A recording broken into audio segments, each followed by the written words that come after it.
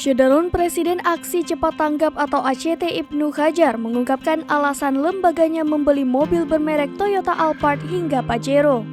Mobil tersebut digunakan untuk operasional ACT yang dilakukan untuk kegiatan di daerah-daerah serta menunjang tugasnya di lapangan.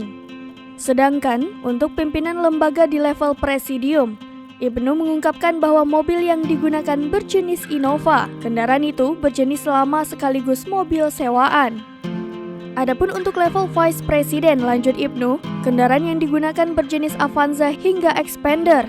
Kendaraan itu pun disebut juga disewa oleh ACT dari sebuah vendor. Diberitakan sebelumnya, jagat media sosial ramai membincangkan lembaga filantropi Aksi Cepat Tanggap atau ACT yang diduga menyelewengkan dana sumbangan dari umat. Tagar hashtag Jangan Percaya ACT menjadi trending topik di Twitter sejak Senin 4 Juli 2022 dini hari. Pengguna media sosial mempermasalahkan transparansi ACT dalam hal penyaluran dana donasi. Bahkan, dalam sebuah laporan berita media, gaji CEO ACT disebut mencapai 250 juta rupiah per bulan. Sementara gaji pejabat menengahnya mencapai 80 juta rupiah per bulan, ditambah fasilitas mobil Alphard atau Fortuner.